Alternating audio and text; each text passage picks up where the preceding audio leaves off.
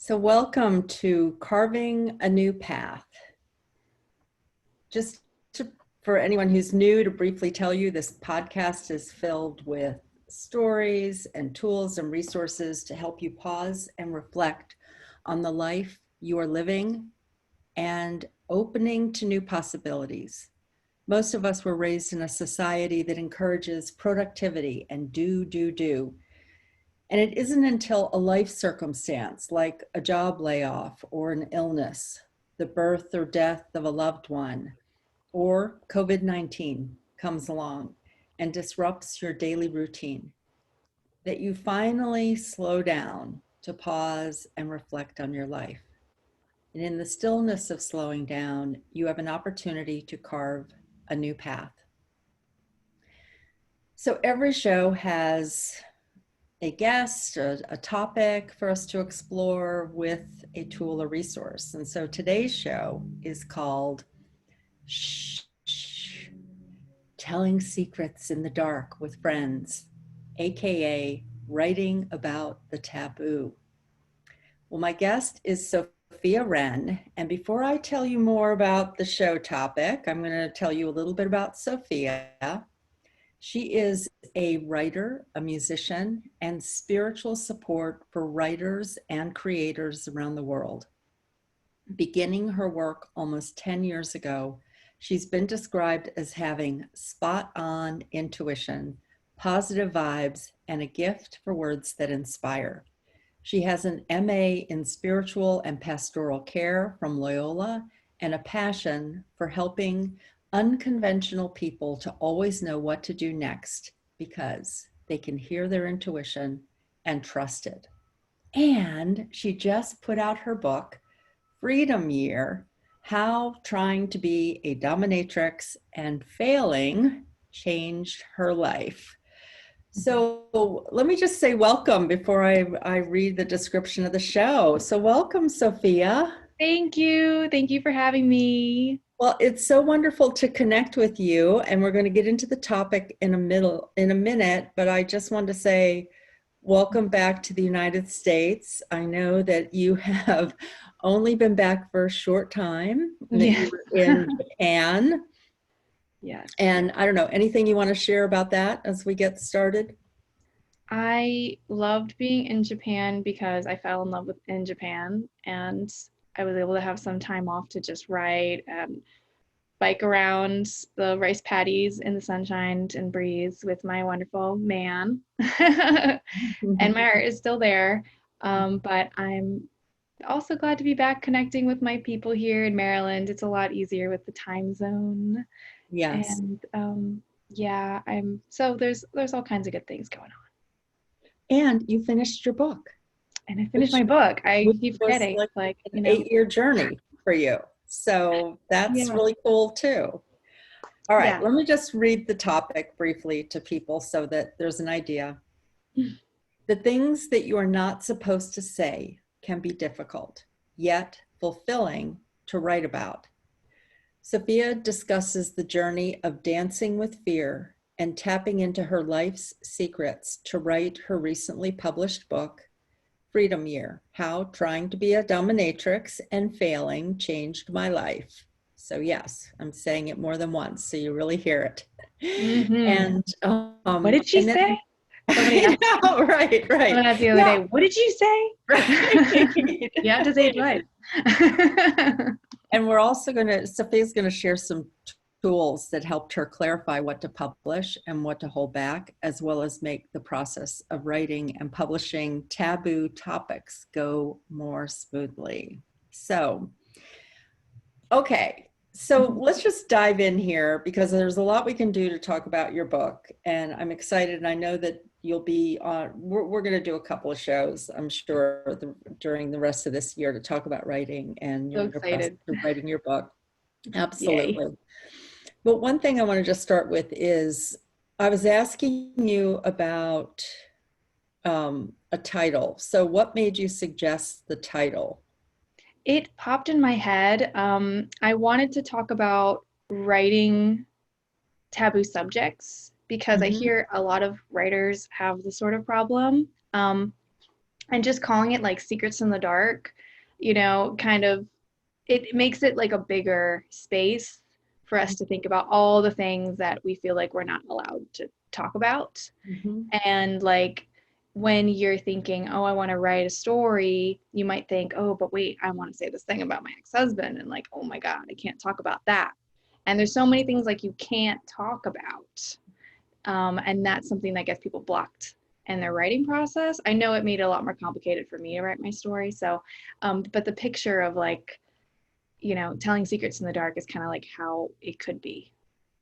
Well, I want to say it also really captivated me that you started it with shh. Because there is that part of us when we're writing, right? Of like, oh no, be quiet. Do Mm, not share that. Don't say that. So it really piqued my interest when you first started the like shh. But yeah, telling secrets in the dark. And I it's interesting. I want to ask you about this, but it kind of made me think of being a teenager and having things that I wanted to share and being at a sleepover and with a flashlight, yes. or like camping or something. We're in the dark or whatever. Yeah. So that was the image that it brought up. It's like, shh, shh, and then could we actually say those things out loud to someone? And what would happen if we did? But for you, Yeah. what do the words secrets in the dark mean to you? Yeah, they have definitely sleepovers. Sleepovers when I was growing up were such a heaven for me. I mean, I realize now I was kind of trying to just anywhere but my house was like a safe space because I didn't have a comfortable situation there. So I would go to my friend's house and it was like this amazing place to be. It was like being on another planet where everybody's just like I just adore my friends and they have these strong personalities and they just make you feel so good to be around and it gives you that strength that you need to Mhm. tell someone one of those things that's scary to tell someone. And it feels so good to be able to share with your friend. And it's like bonding and it's like personal and you like know like you're really friends. And that's like the test, like don't tell anyone ever. Right. Right. Oh my gosh. And then the vulnerability of that. Yeah, And then sometimes those secrets get out they too. do sometimes get out. Yes. you know. Yeah. Um, so when we're talking about the dark, we're also talking about shadow work. Yes. And I know that you worked a lot with shadow work, and really your Mm, book is an exploration of that also, yeah. from a personal story. So tell us a little bit about shadow work. I know that you also have a connection to Carl Jung's work. So tell us a little bit Mm. about writing your book and how that relates to the shadow. Yeah. Well, first off, with the picture of like telling secrets in the dark, there's that dark element. And I don't know if anyone else had this experience, but there's something about it being like the dark time or like later in the night where everyone's kind of maybe sleepy. It's like easier to tell these things then. There's Mhm. something about it that's almost like a cocoon. And so like I say that to mention that like we have kind of a visceral reaction sometimes to the word shadow, the word dark or something as like, oh God, it's a scary thing. But it also can be really nurturing and really helpful to you to help you grow into who you really are. Um, because sometimes there's secrets we tell in the dark that then come to be something we're more comfortable with. And that for me is kind of the goal of what shadow work is becoming comfortable with all the parts of yourself, including parts of yourself that might scare you or make you feel like that's not what a good person does or I should be something else. And becoming more acquainted with that is, I think, what Carl Jung was really trying to tell us to do. And I'm fascinated with him for so many reasons in his work. But I want to mention that I studied a lot of mythologies as part of my master's in spiritual and pastoral care at Loyola. And I was really interested in the stories about women going into the underground, which is like the mythic world, underneath of ours, almost like our subconscious, going down into these spaces. And rather than being like the hero who goes out in the world and who's like doing all of his amazing things for the whole world to see and then coming back to his house with his trophy, the queen of the underworld, the queen would be going down into the underworld facing like her own demons is really what is being symbolized, and then coming back out with this new understanding. She went in, she went down. And that, I think, is kind of maybe a more feminine journey that writing is really amazing with, when we can like dig into what's going on inside. We can have our private journal, we can have our privacy to be a friend to ourselves in the dark at first. And then, if and when you feel comfortable, you can go show it to somebody else. But you can only do that if you can work with your shadow. And if you work with your shadow, you might be able to discuss more things than you are right now. All the writing that's being like held in these secret notebooks, maybe one day a slip of it can come out. And it doesn't have to be a really bad secret or something about somebody or some real awful thing. It's going to be different for everyone, because some people are just period not going to share writing with anyone ever, or they're not even going to write it. Mm-hmm. And that's all in the shadow, so you can expand your ability to kind of get out of your box and share more, produce more, by being more comfortable with your shadow. It's so fascinating hearing you talk about this, because I mean, obviously, well, not obvious to the listeners, but to you and me, we've talked a lot about your book. And Yes. I wasn't there in the beginning for it, but in the last few years, we've talked about your book. I've read your book at different parts of your process. And just talking about this, I had two things pop up. One, when I was in LA at one point, I was with a group of people. There were like 100 people at this event. And one of our things was to go out in LA and to ask people some questions, kind of like a scavenger hunt type thing, but you went out and you just saw people on the street and asked people. And one of them was to ask, tell me a secret. And one of the secrets, this guy leans over and he says to me, I do yoga. And I said, that's a secret? He goes, oh yeah. He goes, my friends would make so much fun of me. And so as you're telling, like, what's a secret to one person, another person be like, what do you mean? Don't a lot of people do yoga? Men do yoga? Or it's like adorable that anyone would think that would be a secret. I know. And then he just, is like excited kind of to tell me, but then like don't tell his friends who were there. And I was like, thank you so much for sharing that with me, So it was this fun activity. But the other memory that popped up, and I feel like this really relates to your book, is there was a point where I hosted 44 radio shows in 45 days on grief. And part of getting ready for that show, I did some of the shows by myself, and then I had a lot of guests also who talked about loss and grief and healing. But I decided that it had to be after dark, after the sun went down in LA. And at that time, it was the middle of winter. And so it was like 5 o'clock or something. It was dark.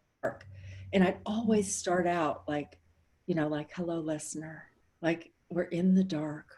We're going to talk about grief. We're going to talk about loss. But it seemed so powerful to do this in the dark, to kind of.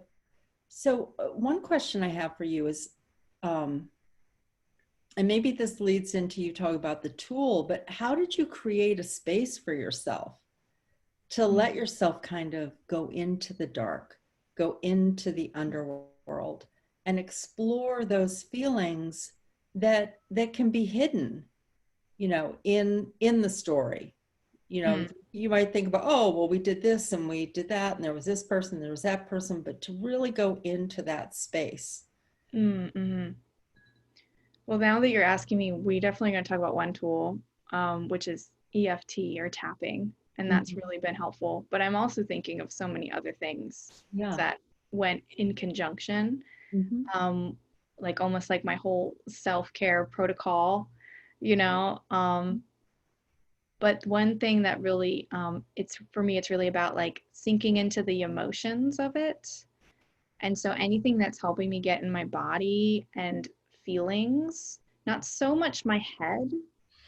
So like there's thinking about the story and writing about the story like in a head level where like she said that and this is wrong because of this. Mhm. You know, it's can you can kind of just I think writing is really helpful just to kind of peel the onion and kind of get some of that stuff out so you can stop like regurgitating kind of Mhm. the same way of looking at a situation, and then drop deeper into it with some things like, you know, reading it again and just trying to breathe and just kind of being like, how do I feel about this story? And then like especially try imagining someone else reading it.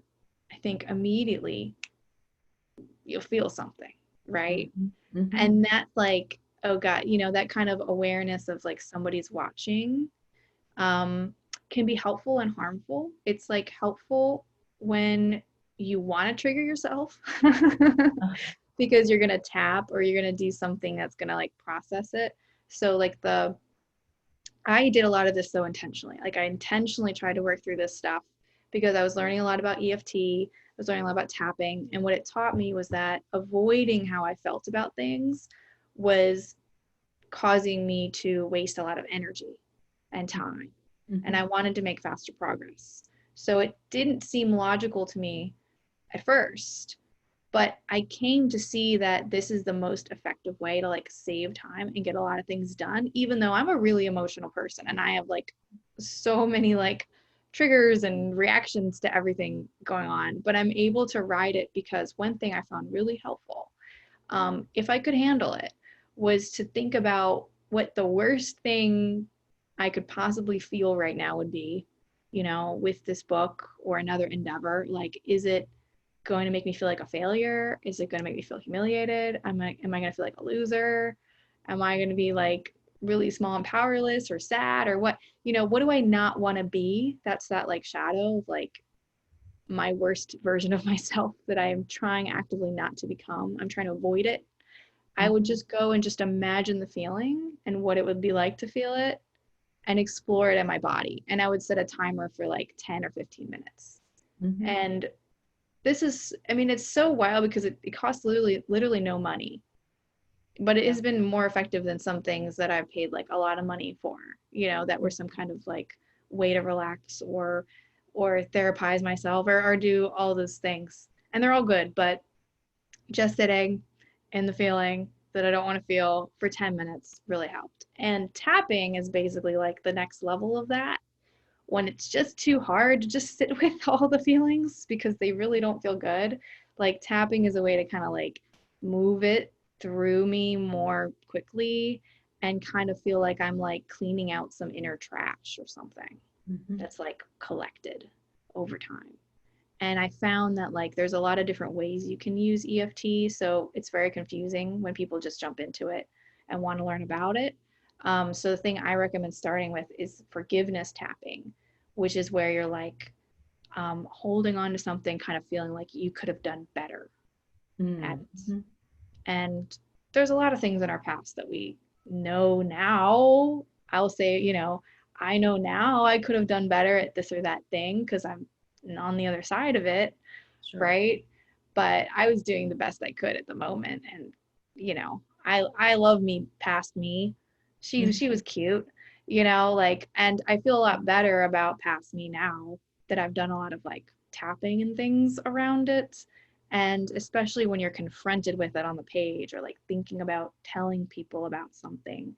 Um, if your inner critic comes in and dives on you like, oh no, there might be something that could be released. And you could use like forgiveness tapping to just try to find some lightness in that. Mhm. And because it's this emotional space is not a great time to be making decisions about showing people stuff because you're going to be really vulnerable. So if you can process it a little bit more or create a safer space for yourself, like just sharing a secret with one friend, you know, or a small intimate group or something, you know, but if you work on this sort of thing, then you'll be able to share more. Yeah. Do you want to take us through a little bit of tapping? Oh, sure, that sounds fun. Yeah. Yeah, for anyone who has never experienced it. And I know that some people are listening to the audio of this and some people are watching Mm. it on YouTube. But do you want to take us Yes. through? Yes. So what I would recommend is just try to think of something that happened um, in the last few days, you know, that way, because if you want to go into something maybe a little bit deeper, you may want to spend a little more time. But just starting something for like the last few days is a nice example of something you feel like, ah, I could have done that a little bit better, or that could have gone a little better. You don't need to pinpoint the reason, but just find that feeling of like, yeah, okay, something I'm still holding on to. Hmm. Okay. So our intention is to like let it go so we can just like focus on whatever we really need to focus on with that energy that got stuck in there. Okay. So I'm going to start with the karate chop point, and I'm just Okay. going to lightly be touching this point with the other hand. And so with this, I would say, even though I have this feeling, Even though I have this feeling, and Andrew's going to repeat it after me, and if you are listening, you can say it out loud too to help focus. So even though I have this feeling of something I don't like even though I have this feeling of something I don't like about something that happened, about something that happened, I totally love and forgive myself. I totally love and forgive myself. Okay, so we can move to there's more points, and if you're watching the video, you can just kind of follow along. I'll describe it the first round for those of you who are just listening to the audio, and then you'll just kind of, I think you'll just kind of get it. Mhm. Okay, so we're gonna start by like kind of venting the critic first and just letting the critic say its piece so we can reduce the emotional stuck in it. So we'll start with the top of our head, lightly tapping. I know I did something wrong. I know I did something wrong. Okay, and then the middle of the eyebrow.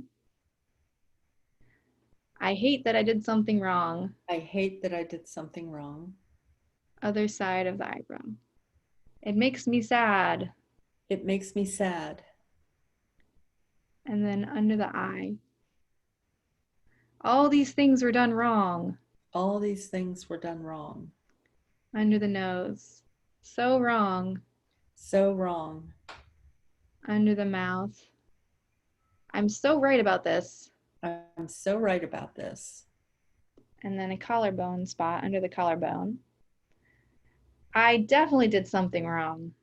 I definitely did something wrong. Okay, top of the head. And I'm not going to let it go. And I'm not going to let it go. Eyebrow. I still need to think about this. I still need to think about this. Side of the eye. Forever and ever. Forever and ever. Under the eye. I don't want to think about this anymore. I don't want to think about this anymore. Under the nose. There's something I don't like about it. There's something I don't like about it. Under my mouth. This weird feeling. This weird feeling. Okay, collarbone. I'm tired of holding on to this. I'm tired of holding on to this. Okay, top of the head. I'm ready to let go. I'm ready to let go. Okay.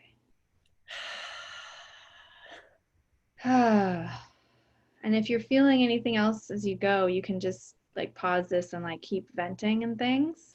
Or we're just kind of move in as you tap, and we're just going to move into like kind of resolving this particular one. So the eyebrow, I'm open to letting go. I'm open to letting go. Other side, I can learn from this. I can learn from this. Under the eye, I like to feel good when I learn. I like to feel good when I learn. Under the nose, it helps me remember things better. It helps me remember things better. Under the mouth, so I'm open to letting this go and I can still learn. I'm open to letting this go and I can still learn. Under my collarbone, while I'm feeling better about it. While I'm feeling better about it.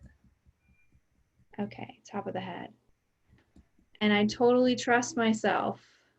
And I totally trust myself. Eyebrows. And I love myself. And I love myself. Side of the eye. Just like a friend. Just like a friend. Under the eye. And I don't say mean things to my friends. And I don't say mean things to my friends.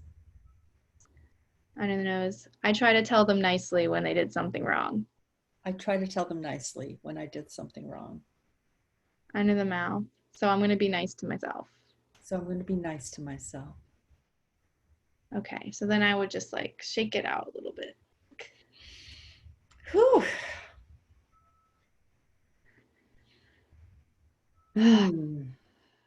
So now when I think of as you're listening, like where is that thing that you kind of thought of at the beginning? Mm-hmm. And what is your level of emotional anything about it?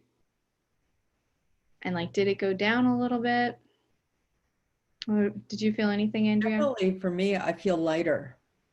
Yeah. I could feel it when you shifted too. And and I'll just say for the listeners, I have tapped a lot over the years. So I also think you kind of get a groove with it where the more Yeah. that you do it. But I remember it also seemed at the beginning counterintuitive to be like, no, I don't want to call out these things of how I'm feeling bad.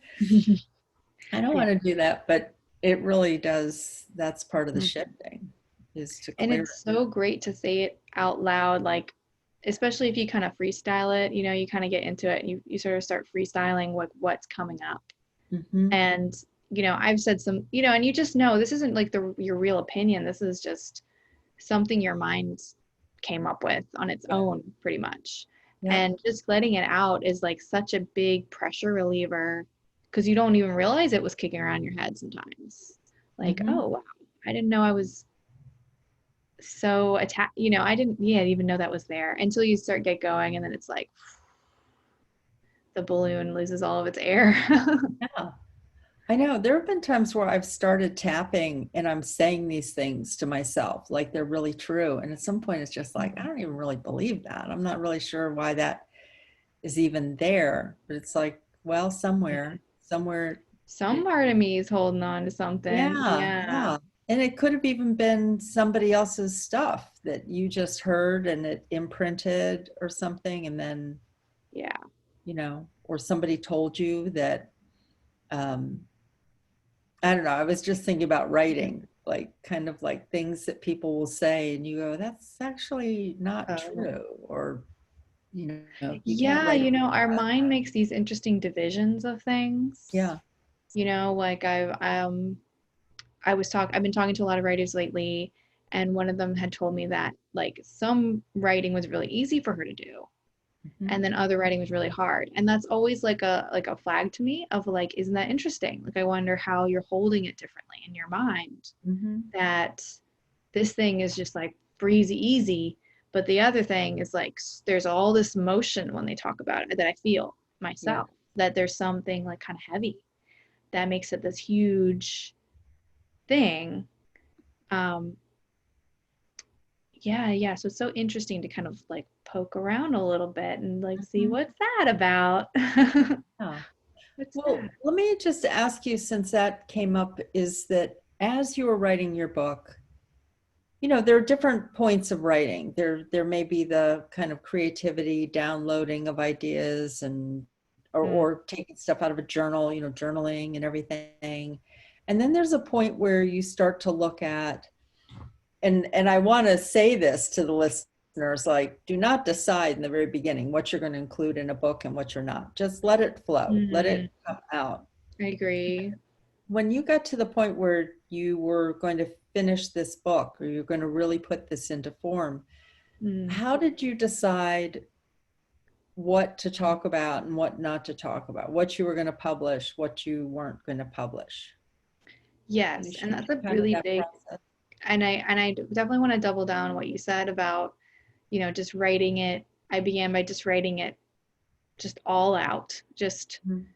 just getting it out, and just giving myself permission to like change some things later, especially because I was like writing about some stuff with people that I really didn't want to just reveal too much about them to the world. I wanted to change their identities and things. It's a lot easier to just like spill it out as it was and then change it than to try to like think in your head about, you know, uh, just different hair color or like it just look different. It's Right. just so just yeah, I just let it all out. I actually started it, I think, making it as if it were fiction. So I kind of like changed my name, and that might be an easy way to kind of just get it out and like to depersonalize from it a little bit. Mhm. And then I did have like a couple of friends I would just show like the beginning, which was sort of less personal for me.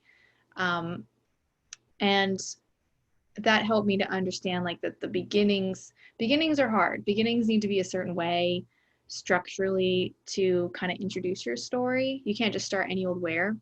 Um, and you don't need to start with your birth. So there's a lot of if you're Mhm. writing from life like I did, there's a lot of options. But as far as like the personal nature of like this is too much of a secret to reveal, or this is too personal, or this is somebody else's life and I don't want to like mess that up. Um, I did have some thoughts about it in the beginning, but yeah, I wasn't holding too loosely like you suggested. Mhm. But I do think that like as I went through the process, I made those final decisions. Some of them very late in the 8-year process that it took to write the book. Like in terms of like, for instance, I had something at the end of my book kind of with my opinions about everything now. So that Mhm. like final opinion about everything now really took time to like flatten into the energy that really felt done. And I noodled it around in my head many times. Because people would ask me as I would slowly let a few readers read it and give me some feedback. I think that in the end, came down to like sort of a wordless part of me deciding what really felt right. And I had to first, though, I really had to like kind of accept this bigger truth that we all have our own perspectives. And no matter what anyone thought was like the true thing that happened in some situation I wrote about, I had a right to say, like, well, this is my version.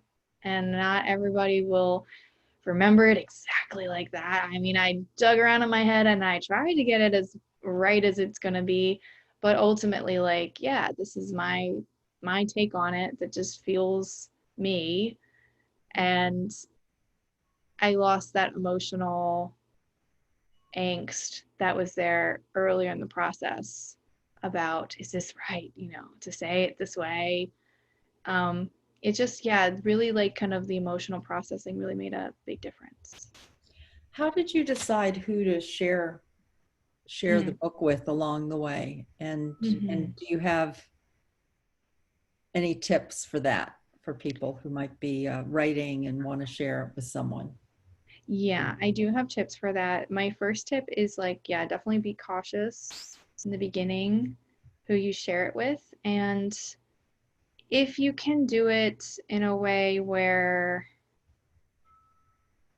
okay, so if you're sending this to somebody who you don't have a deep relationship with, you might feel more comfortable because you don't care as much about what they think. So you believe, but you still might be.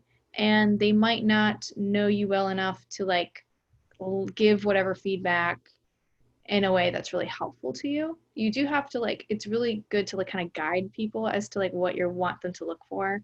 Like you could say it's in the beginning stages. I have a lot I'm going to change, but I just want to know like a general feeling of like would you want to keep reading, or Mhm. like where did you stop, or um do you think I should start this here or here, something specific, and don't tell them to like go in with their red pen and like do all the spelling errors and stuff. Like let them know you don't want that if you don't Yeah. want that. And you probably wouldn't at the beginning. And then as you go along, yeah, and just, like it's good, and when you ask, I think the hardest thing is asking somebody if they will read it Mhm. and like trying to use your intuition, kind of suss out like, are they the good person to ask, and do they have time to do it? Mhm. Because sometimes people get really kind of, they don't realize that they're getting stuck because somebody didn't get back to them about their writing, or that they just weren't really interested in reading it, and thought something was boring about it. I've had people say they stopped writing for years because of Mhm. something as small as that, but it really can affect Absolutely. you. Yeah, so just, just try to be detached about what the results of it will be, but follow your intuition. And if somebody doesn't seem like they're interested or something, then you don't need them to be they're not maybe your person for the story, or it's not good time. And that's like not personal to your writing necessarily. Um, who you choose will be important because some people like certain kinds of writing, and there's not just like good writing and bad writing. It's like speaks to people differently. So if you get feedback from one person that like wasn't favorable, like don't immediately give up on everything, on all hope. So yeah, but people like Andrea is like, really good person to come to like read through things. I know that you've done that for me and for some others, and it's been really, really helpful. Um, Well, and and like, let me say the before, incubator.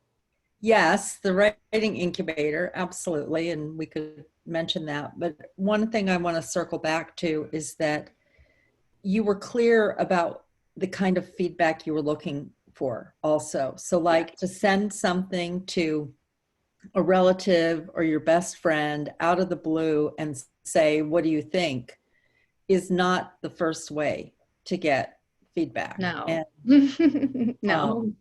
I know that Sophia is referring to a co-working space that I have called the Writing Incubator. It's for women. We do it 4 months at a time.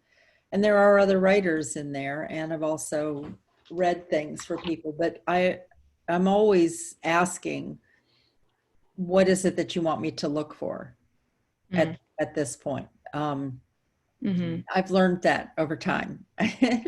First of all, it gets clear on that kind of focus. And it Hmm. really, you even thinking about where am I in the process? What do I really want to know? It's like, even it could be something about what's your favorite thing about these four characters. It could be something like that to just kind of see how is someone receiving those characters or something. Yeah, like what's working, and sometimes people really need to be reminded to give you good feedback, because I think a lot of people think what you're asking is for critical feedback, and they think that's what is most helpful to hear, because that's what we hear about like writing groups, that it's about like critiques and things.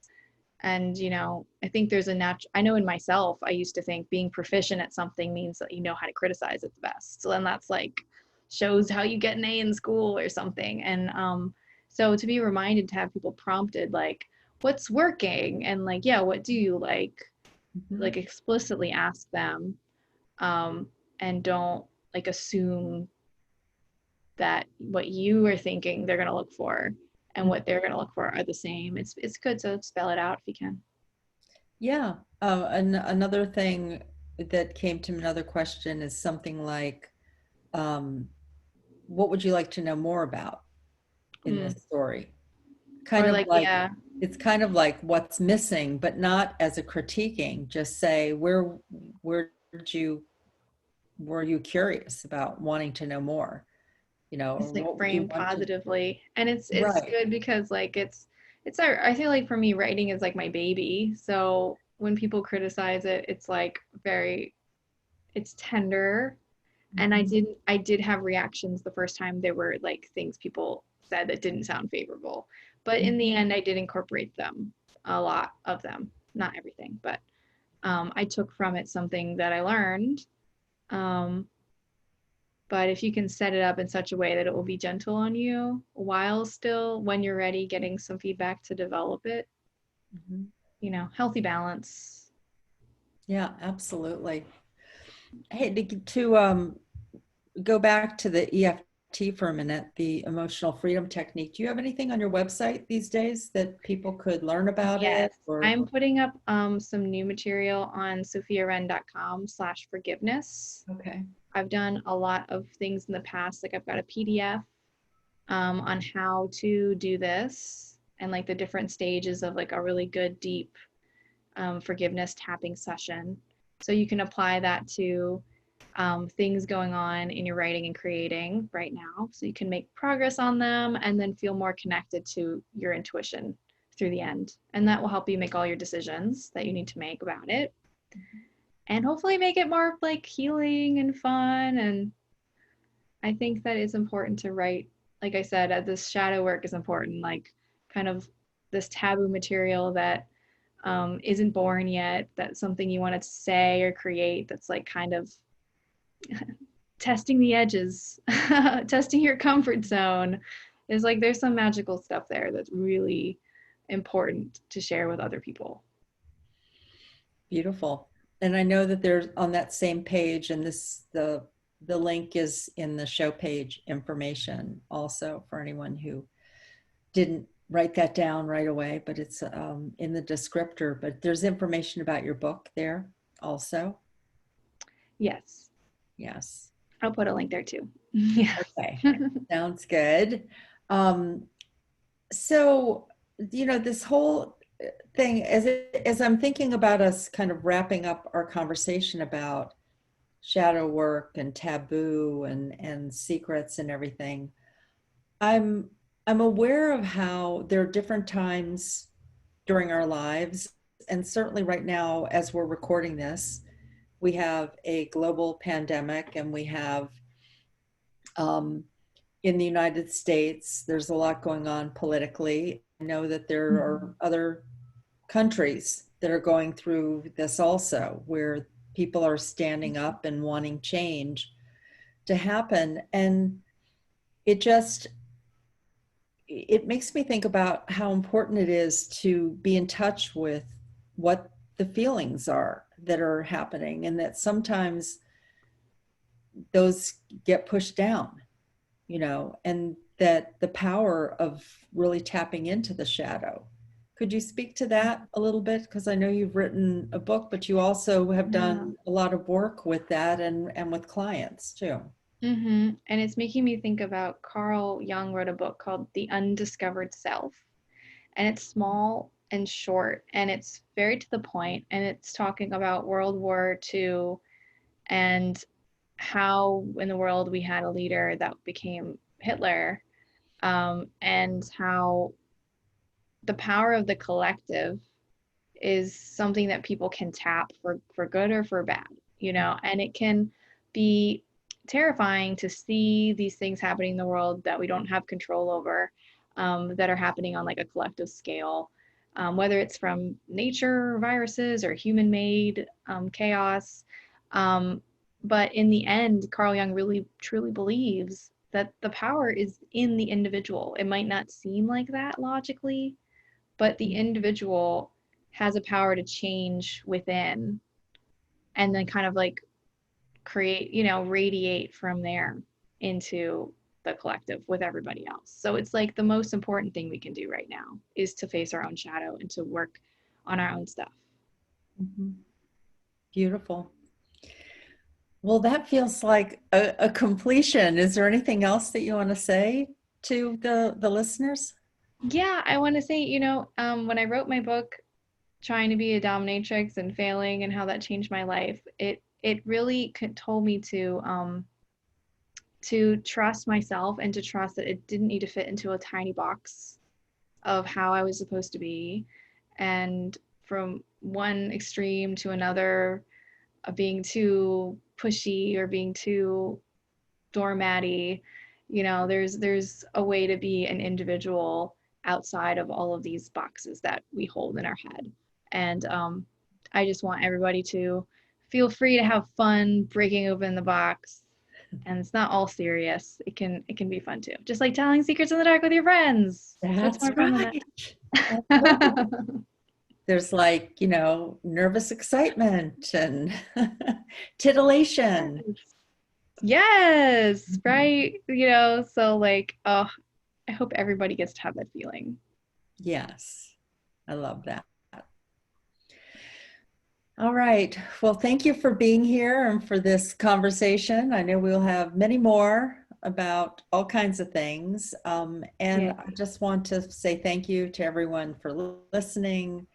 Share this with others, and there will be another one soon.